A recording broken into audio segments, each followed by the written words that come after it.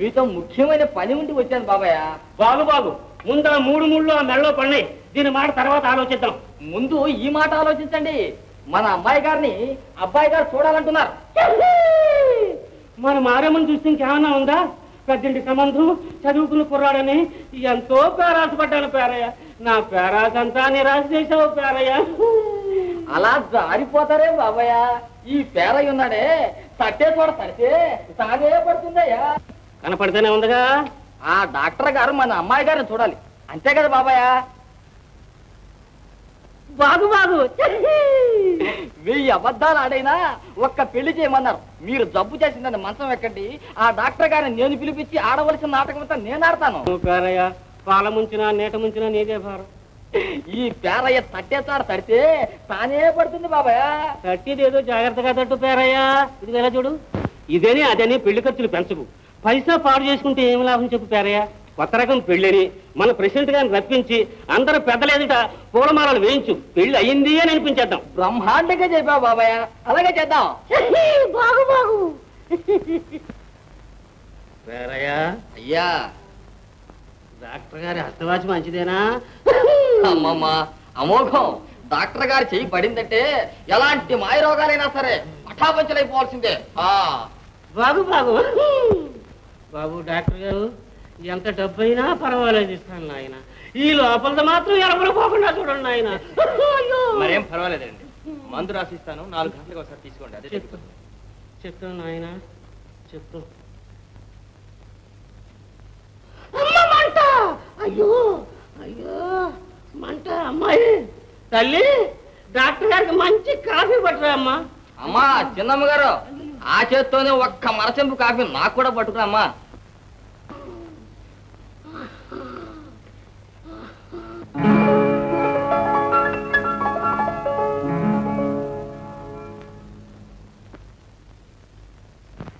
మంట.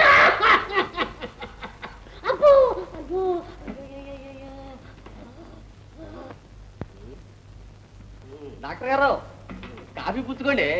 పర్వాలేదు, ఇది కూడా మీరే పుచ్చుకోండి. అయ్యా డాక్టర్ గారికి ఫీజు అల్లుడు గారు 5-10 పుచ్చుకుంటారు అనుకున్నారా? పెళ్ళైతే కట్నాలు కానుకలు కలిసి వసూలు చేస్తారులేండి. ఏం డాక్టర్ గారు, అమ్మాయి గారిని చూసారా? ఎలా ఉంది? అపరంజి బొమ్మ. ఈ పేరయ్య తట్టేదాడు తడితే తానే పడుతుందండి. సరే వస్తా. మంచిది. డాక్టర్ గారు నన్ను మర్చిపోయారు. అమ్మమ్మ ఈ జన్మలో మిమ్మల్ని మర్చిపోగలనా? కాంపౌండర్ కుతా వేస్తాను. కాంపౌండర్ కుతా అంటే మీరా సార్? రావయ్యా. సార్ సీరియస్ క్లోజా? Close sir. రోజు 1000 మంది పోతూ ఉంటారు. ఏ బెడ్ సార్? అది కాదయ్యా. ఏమయ్యా ఇలారా, నాకు పెళ్లి ప్రయత్నాలు జరుగుతున్నాయి తెలుసా? పెళ్లి కంగ్రాచులేషన్స్, హార్టీ కంగ్రాచులేషన్ సార్. అఘోరించా గానీ ముందు ఆనంద భవన్కి వెళ్ళి పెళ్లి కుమార్తె ఎవరు చూసిరా. నేనా సార్? సార్ సార్ మీరు చూడలేదా? చూడకపోవడం కాదయ్యా, పెళ్లి కూతురు అని చెప్పి మన జానకం చూపించారు. ఘోరం సార్, ఘోరం సార్. పెళ్లి కూతురులో కూడా డూప్లికేటా? బొత్తిగా మాత్రం ఇది అయిపోయింది సార్. అందుకనే నిన్ను వెళ్ళమంటున్నా. మీకే కారణం లేకుండా పెడితే కాళ్ళు ఎరగొడతారు. మన పని క్లోజు. అందుకనే నా స్టెథోస్కోప్ అక్కడ మర్చిపోయి వచ్చాను. దానికోసం వచ్చానని చెప్పి సాకు చెప్పు. అయ్యో డాక్టర్ గారు దీన్ని మర్చిపోయారే.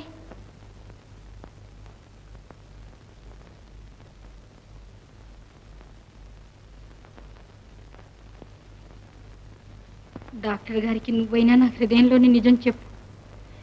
నేను ఈ ఇంటి పని మనిషిని. వారికి జరుగుతున్న ఈ అన్యాయంలో నేను బలవంతపు భాగస్వామిని మాత్రమే. నేను నిర్దోషిని, నిరపరాధిని. నువ్వే వారికి ఇదంతా చెప్పాలి. యమలోకం గారు, మాలోకం గారు,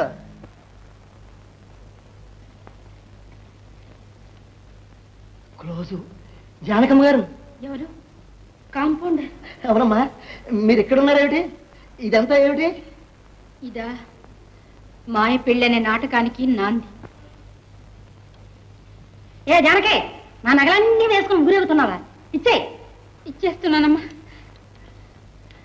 వీడెవడు? రోజు డాక్టర్ గారి కాంపౌండర్. అవునమ్మా, మా డాక్టర్ గారు ఈ స్టెథోస్కోప్ మర్చిపోయారు. ఇది తీసుకెళ్ళడానికి వచ్చాను. జానకమ్మ గారు, ఈవిడ పెళ్లి కూతురు తల్లిగారా? కాదండి, ఈవిడే పెళ్లి కూతురు. ఈవిడ పెళ్లి కూతురా? అసలు ఇది ఒక ఆడ కూతురేనా అని.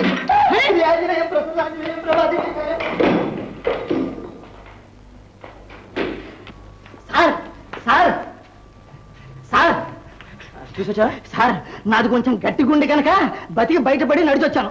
మీరే కనుక చూస్తుంటే అంబులెన్స్ మీద రావాల్సి వచ్చేదండి. క్లోజు అంత ఘోరంగా ఉందా సార్? హిడింబాసరి, పూతన, తాటకి, త్రిజట వీళ్ళందరూ ఆవిడ ముందర బలాదురు సార్. అంతర్జాతీయ అనాకారాన్ని పోటీ కనుక పెడితే ఆవిడ గ్యారంటీగా ఫస్ట్ ప్రైజ్ కొట్టేస్తుందండి. నేను రాసేస్తాను. అయితే ఈ పెళ్లికి తప్పకుండా ఒప్పుకుంటాను. సార్ ట్రాజడీ ట్రాజడీని కామెడీ చేస్తాను, చూస్తూ ఉండు. Sir sir sir hello exchange, give me 4 cents please. Sir sir sir ఇది విష పరీక్ష సార్. విషయానికి విషయమే విరుగుడు.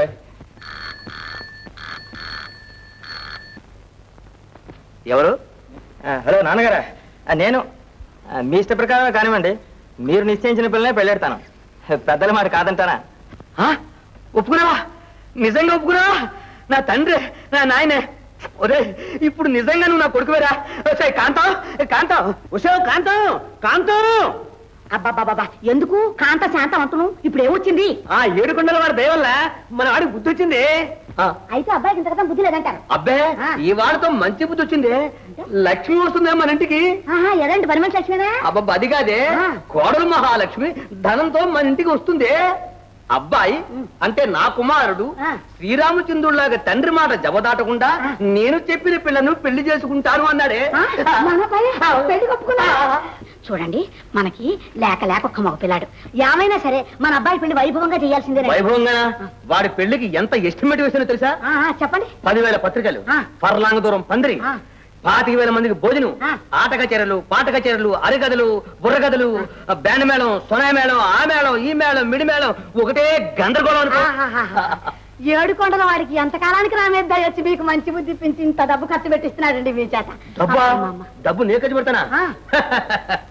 అబ్బాయి పెళ్లి వారం రోజులు ఉందనగానే మన ఎనపెట్టి తాళం చేతులు ఏ ఊరు క్యాంప్ పెడతాయి. అంటే ఏమిటండి? పోతాయన్న మాటే. పోతే మనకి డబ్బెలా ఖర్చులకి? అబ్బాయికి చదువు చెప్పించాగా పెళ్లి ఖర్చు మాంగారు పెట్టుకుంటాడు. ఎవరి కోసం పెట్టుకుంటాడే? ఓ షాజా, మీ కడు బతకాలని ఎంత ఆలోచన అండి. మా బియ్యాల వారి ధనరాశి రెండు కలిసి మా వాడు కలకాలం వర్ధలాలని ఆశీర్వదించండి. అలాగే మనస్ఫూర్తిగా దీవిస్తున్నాను. చెప్తాను. అయ్యా మనసు గారు, బాగుమారు అమ్మాయిని తీసుకురా. పెళ్లి కుమారుడు? పెళ్లి కుమారుడు నే కాదండి, నా కుమారుడు. ఇప్పుడు వేళపడదనా? రామ్మా, మీ మామగారికి నమస్కారం చెయ్యి.